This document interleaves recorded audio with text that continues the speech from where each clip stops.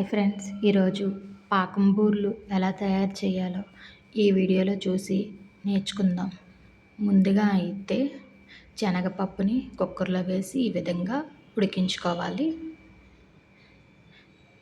ఇందులో సరిపడంత బెల్లం వేసి ఈ విధంగా కలుపుకోవాలి. మంట సిమ్లో పెట్టండి.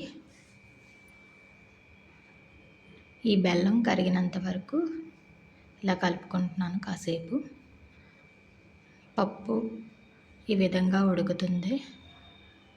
చూడండి, దగ్గరగా అయిపోతుంది.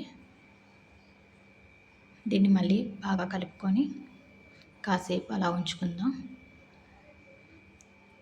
దీంట్లో రుచికి యాలక్కాయల పౌడర్ అయితే నేను వేసుకుంటున్నాను.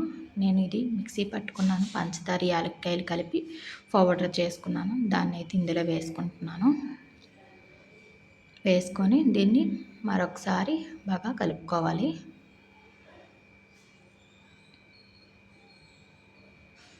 దీన్ని కాసేపు అలా ఉంచేద్దాం. ఇప్పుడు దగ్గరికి అయిపోయింది. ముందైతే మనం సోప్కి రెడీ చేసుకుందాం. నేను రుబ్బుకున్న మినప్పప్పు రుబ్బుకొని పెట్టుకున్నాను. అందులో బియ్యం పిండి 2 కప్పులు అయితే వేసుకున్నాను. 2 కప్పులకి 1 కప్పు మైదా వేసుకున్నాను. సరిపడంత బెల్లం అయితే వేసుకున్నాను. దీంట్లోకి ఎక్కువ తీపి అయితే అవసరం లేదు, కొంచెం సరిపోతుంది. యాలక్కాయల పౌడర్ కూడా వేసుకున్నాను. తర్వాత కొంచెం సాల్ట్ అయితే వేసుకున్నాను. సాల్ట్ ఎక్కువ వేసుకోవసరం లేదు, చిన్నది వేసుకొని అంటే సరిపోతుంది. ఈ విధంగా కలుపుకుంటున్నాను. వాటర్ పోసుకొని బెల్లం కరిగినంత వరకు దీన్ని బాగా కలుపుకోండి.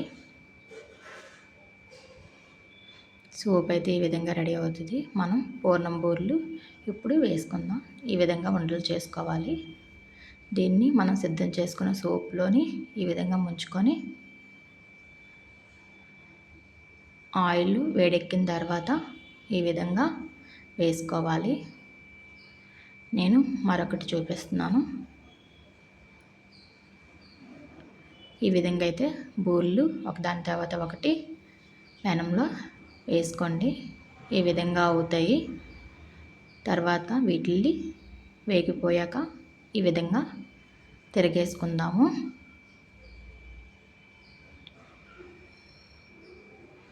చూడండి, కలర్ చేంజ్ అయ్యాయి కదా. ఈ విధంగా తిప్పుకోవాలి. నేను మళ్ళీ ఇంకొక వాయి అయితే ఈ విధంగా వేసుకున్నాను.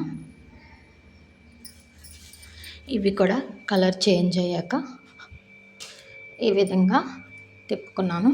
చూడండి, ఎక్కడ కూడా చీదకుండా మరి రౌండ్గా ఎంత పర్ఫెక్ట్గా వస్తున్నాయో.